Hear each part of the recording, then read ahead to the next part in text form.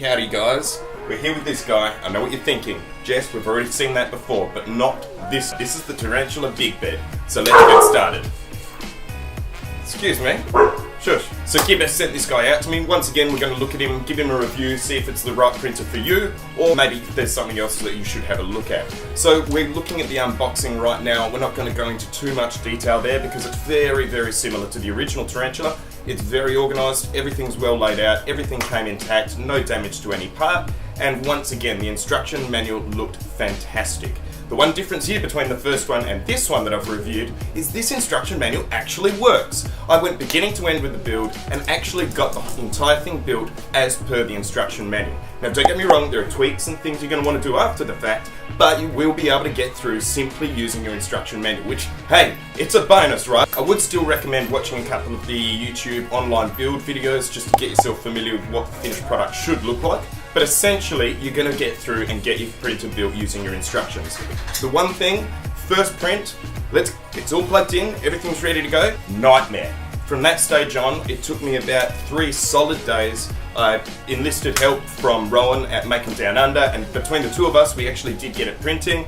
It took another 3 or 4 days to work out what the main problem was, and that was incorrect software flashed to the board. So, first thing I'd do if I was you guys, especially if you've got the big bed, and even more especially if you're going to be using your auto leveling, is reflash the firmware straight away. There are videos out there on how to do it. Most of them are highly outdated, so again, that took me a long time to find the information I needed. All of that being said and done, teething problems out of the way. How does this guy work now? It prints really quite nicely. This was one of the first prints that we kind of got off it. That's a 2-color. We're using the gold, I'm not sure if you can see the gold on camera there, but the gold filament from Tesla Filaments, really nice. And just a Sunlu black PLA, which is my go-to. Sunlu is my go-to for all cheap PLAs. Printed really nicely. We've got a couple of benchies there. You know, all in all, we've got a pretty nice printing printer now. Again, this is before our retraction settings were really dialed in, and before any mods. This is straight, effectively out of the box weeks later. Would I buy this printer? Would I recommend this printer? The answer is yes, definitely. I would buy it again. It's at a great price point. It's a good starting printer, and it's going to give you all the information, knowledge, and technical know-how to move forward into the 3D printing community and world. However, Tevo, if you're watching this, add a part cooling fan for a couple of dollars. Flash the firmware, a few minutes once you know what you're doing. And I would love to see something permanent and a nice little management as far as the power supply unit and your board there. I think it's just dangling and floating around. I really hate it. Every time I have to move the printer, it's a real pain. So I'd love to see those little additions, and I think you'd be looking at a really, really close to perfect beginner kit printer. So that's my thoughts, guys. Let me know what you guys think below. Let me know if you've got other suggestions on great printers that we should all look at.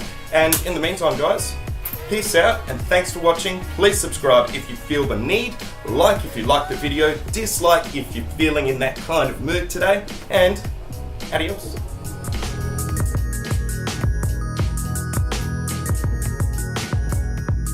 First thing we want to do is jump into our Facebook page, and in the main search bar, type in Tevo Tarantula.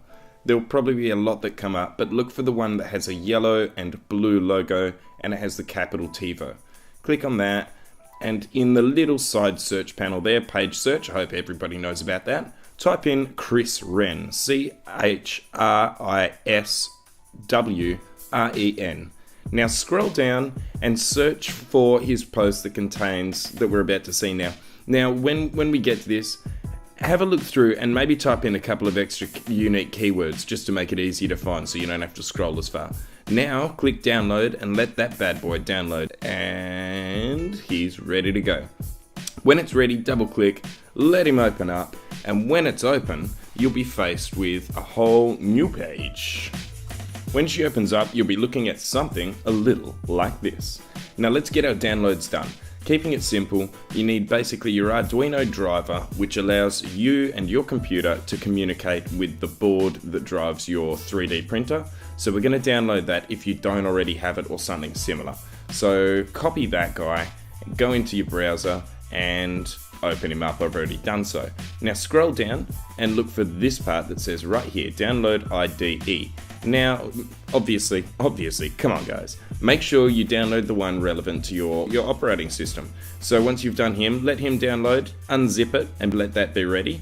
Do the same with this guy here. Now this is from Jim Brown.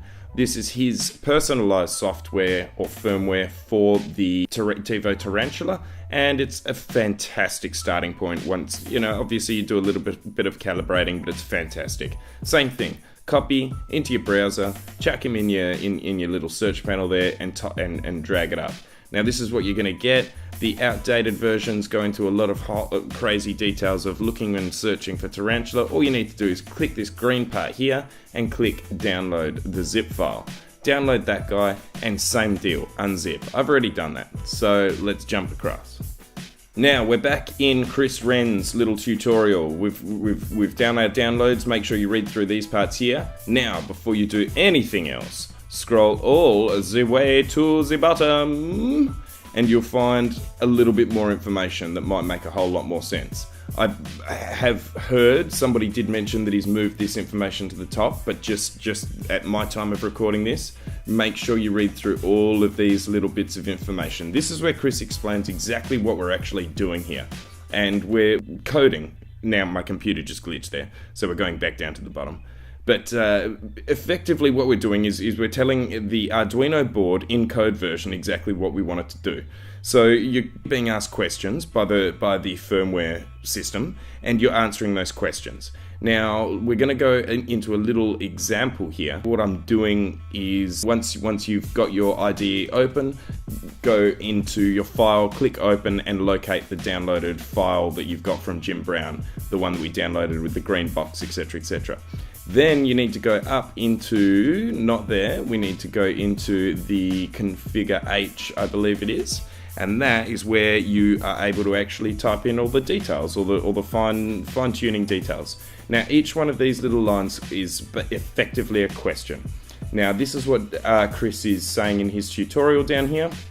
He's saying for the hash mark and then the question means yes. Anything else, hashes and etc, turn it off.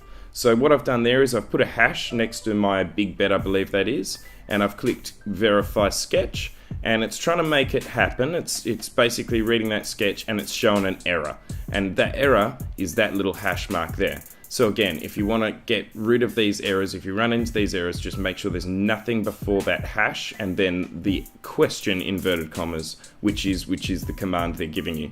So now we're compiling that sketch again just to see if everything's working good or if it's not, and it does. So 2 slashes beforehand turns those questions off. So if I didn't have a big bet, I'd put 2 slashes and that would turn that question off.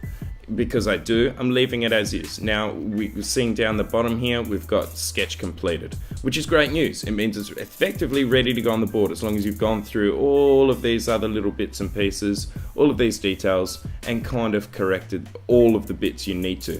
Now Chris has been a gentleman and highlighted the parts that you absolutely need to do immediately, and he's told you the ones that you will need to do once you've worked out your own parameters. But look, this is a fantastic starting point, and we have to thank the guys for making it happen for us. So in the meantime, guys, I have to thank you for watching this video. If you did enjoy it and it did help, go ahead and give him a little thumbs up. Can't hurt. And if, for example, you might want to see more of these videos in the future, go ahead and click that cheeky big red subscribe button. That always helps.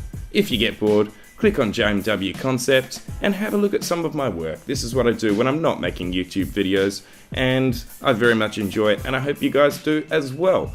Peace out, and thanks for watching. Please subscribe if you feel the need, like if you like the video, dislike if you're feeling in that kind of mood today, and adios.